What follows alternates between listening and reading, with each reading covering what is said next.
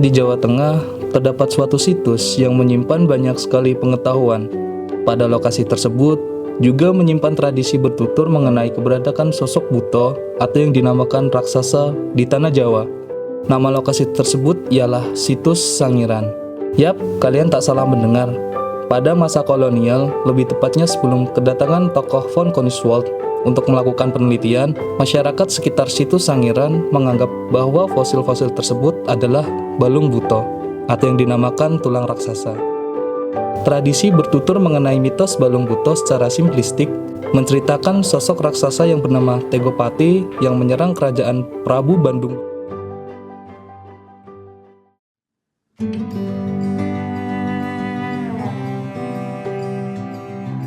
Meskipun cerita mengenai mitos balung Buto terkadang dipandang aneh bagi masyarakat luar Sangiran, tetapi bagi masyarakat tradisional Sangiran, mitos balung Buto merupakan suatu cerita yang dianggap benar-benar terjadi dan cerita itu menjadi milik mereka bersama. Di dalam historiografi tradisi, makna dan fungsi sejarah lebih berarti dari peristiwa-peristiwa hari lampau, bukan kebenaran historis yang menjadi tujuan utama, tetapi pedoman dan penungguhan nilai yang perlu didapatkan. Maka dari itu, mengacu pada konsep balung Buto, penduduk Sangiran pada masa lalu memiliki kepercayaan yang kuat bahwa tulang raksasa dipercaya dapat menyembuhkan penyakit dan sebagai media perlindungan atau yang dikenal saat ini sebagai jimat.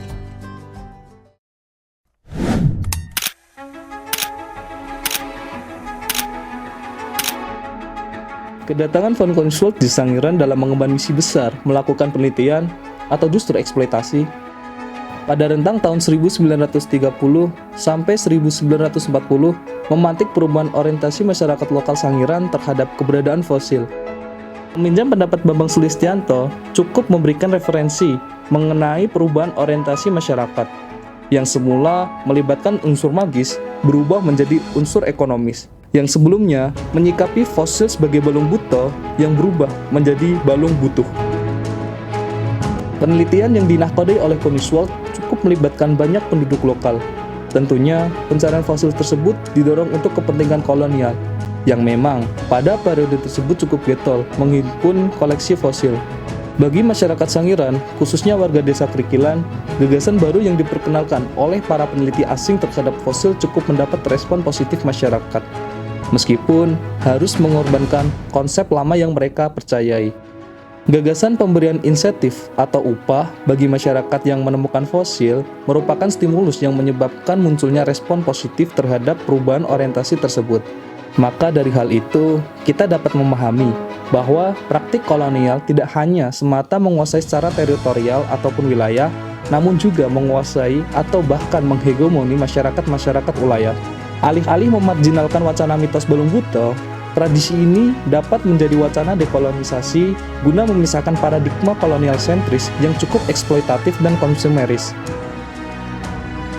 Lalu, seperti apakah balung Buto itu?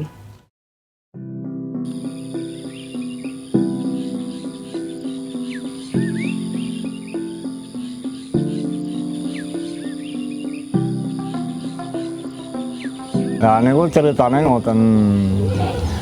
Balung nek entuk balung aja dilepokne museum wis ora amot, wis ora nampa. Nggih. Nah, pripun? Nek entuk balung dokono nang Tegal ae. Nek ora gedhe uga ngoten lho. Le juramu jungkruk, ana balunge buta le. Balung buta, pokoknya balung buta lah. Niku esuk kula tangi tur to nggagas esuk jam 09.00 kula niliki. Munggah durang dengan jungkruk niku ketok saipit. Nah mboten dituduhke ra mboten roh to. Lah kula tiliki, kula turut gedhe. Nang balung niku ora padha Mas, balung gajah, balung buta, balung anu ora padha ngoten. Lah niku teng ngandhake mbah kula balung buta. Biasanya ngarit Mas, biasanya ngarit, kadang ngarit, wonten tanah longsor, berhujan wonten niku biasanya ketinggal wonten niku. Di samping niku kadang niku sanepan Mas, ngimpi tapi sanepan.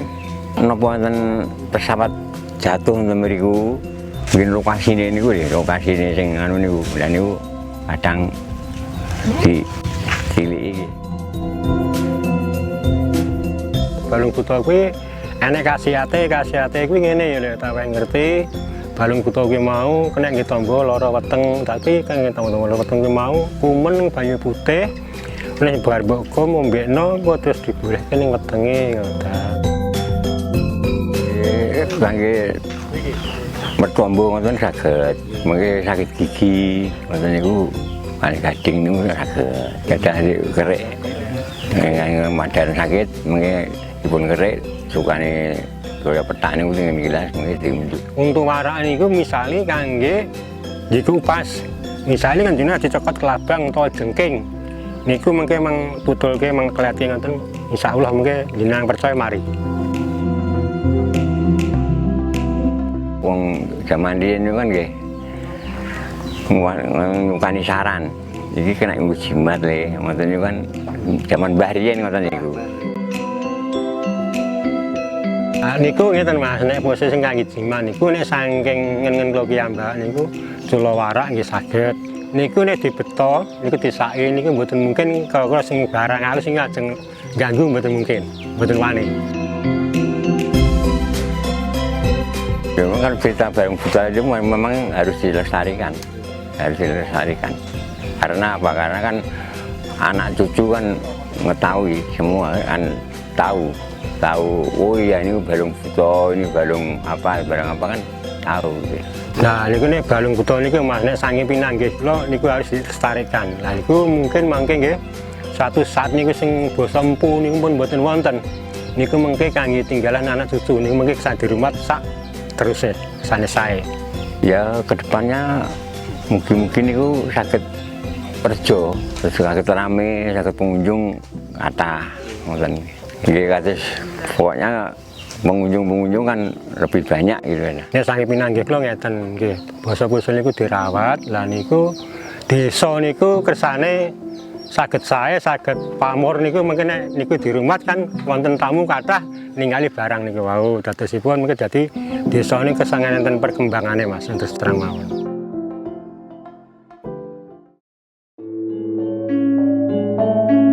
Tentunya mitos balung buta atau balung buta sendiri itu kan merujuk pada istilah fosil dalam bahasa ilmiahnya, tapi dalam pemahaman masyarakat fosil sebagai balung buta karena pada saat sebelum peneliti datang masyarakat hanya menyadari bahwa banyak tulang-tulang yang besar berserakan di sekeliling mereka, baik itu di ladang, di sawah, di perbukitan. Makanya dengan pemahaman mereka bahwa tulang-tulang yang besar itu dianggap sebagai balung buta. Ya, edukasi kepada masyarakat itu satu hal yang sangat penting. Misalnya kearifan lokal itu penggunaan balung buta, penggunaan mitos balung buta ini dalam berbagai aktivitas masyarakat. Misalnya seperti tari, kemudian ada gejok lesung yang banyak menginspirasi masyarakat juga. Beberapa kali kami tayangkan film-film itu sebagai edukasi di museum sini maupun di bioskop keliling yang pernah kami jalani. Nah, saran dari saya, balung buta itu ya ternyata nilai dari sejarahnya, nilai ekonominya luar biasa secara ekonomi, termasuk sejarahnya. Nah, itu perlu dilestarikan supaya bisa dijadikan wisata edukasi berkelanjutan di kawasan situs manusia Purbasangiran.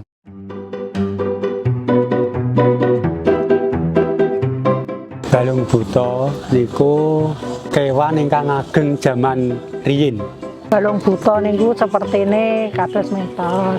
Balunge sing gede-gede niku balung buta, disebut balung buta. Nah, balung buta itu belum dikenal dari warga masyarakat, taunya karena ditemukan tuh besar-besar sekali, namanya balung buta. Balung buta niku gede banget lho balung buta niku. Ada gajah-gajah, ada kerbau, ada harimau, ada kura-kura. Gajah. Kebo niku nggih ageng. Niku enten Tegal-Tegal, enten lokasi sawah-sawah Tegal Kalen niku. Khususnya masyarakat mriki niku nggih sing disebut balung buta nggih hewan sing ageng niku.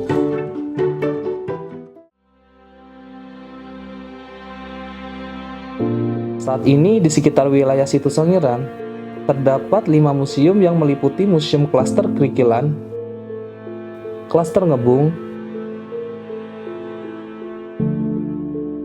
Klaster Lapangan Manyarjo, Klaster Bukuran,